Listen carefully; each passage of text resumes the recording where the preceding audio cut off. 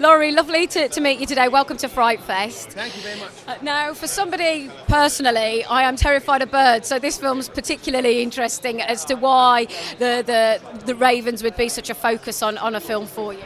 Yes, well, I'm terrified of ravens and crows anyway. And living in Scotland, the greatest fear is normally seagulls. For they're about 6 foot tall, and eat all manners of fast food.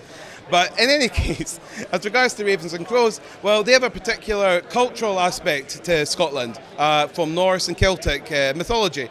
And mythology is one of the big influences for our film storyline. So, well, that's why they appear in the film. And we have them in the film as puppets, as live action animals as well. And we don't have CGI. They're real mean little beasties that are pecking at our actors. There's a post-traumatic stress disorder, I believe you also is a strong theme in this film, isn't it? Yes, the issue of mental health and PTSD as it affects veterans as well as civilians is one of the major influences of our film.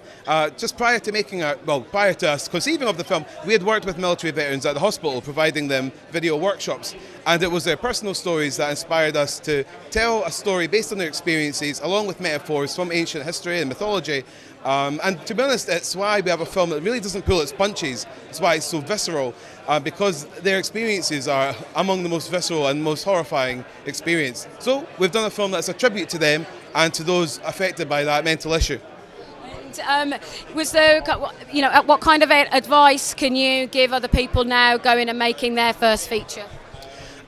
My advice for those who wish to pursue filmmaking in the horror genre especially is not to allow budget or technical expertise or equipment to be a barrier to their enthusiasm or their involvement. Horror films can be filmed in any medium. The tricky part is having good ideas and ambitious ideas, creating films that have an intellectual curiosity about them, be it a zombie action film or a thought-provoking ghost story. Having that intellectual curiosity will allow your film to rise above the rest, be it shot on an iPhone or on the fanciest large-sized camera.